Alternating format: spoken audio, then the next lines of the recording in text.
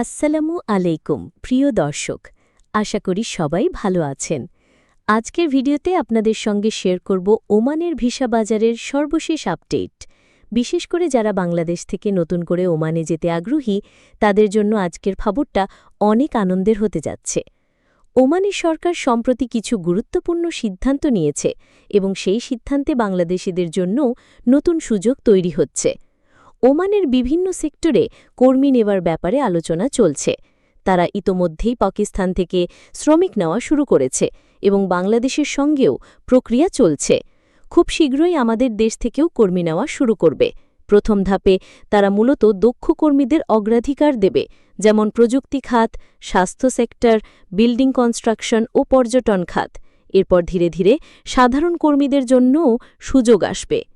ভিসার প্রক্রিয়াতেও এসেছে বড় পরিবর্তন। আগে যেভাবে দূতাবাসে গিয়ে অনেক ঝামেলা করতে হতো, এখন আর সেটা লাগবে না। নতুন সিস্টেমে ওমানে ভিসা চালু করেছে, মানে আপনি অনলাইনের মাধ্যমেই বাড়িতে বসে ভিসার জন্য আবেদন করতে পারবেন। এজেন্সির মাধ্যমে করলে তারাও সহজে করে দেবে, আর সময়ও খুব কম লাগবে।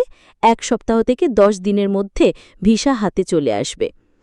ভিসার মেয়াদকালও নির্ভর করবে আপনার কোম্পানির ওপর। কারো জন্য সেটা 1 বছরের হতে পারে, আবার কারো জন্য 2 বছরেরও হতে পারে। যেসব প্রবাসী ভাইদের আয় ভালো, তারা চাইলে পরিবারকেও ওমানে নিয়ে যেতে পারবেন, তবে এর জন্য নির্দিষ্ট পরিমাণ ইনকাম দেখাতে হবে। এখন পর্যন্ত যা জানা যাচ্ছে, পাকিস্তানি কর্মীদের ভিসা কার্যক্রম ইতিমধ্যেই শুরু হয়ে গেছে, আর বাংলাদেশিদের জন্য কথাবার্তা শেষ পর্যায়ে।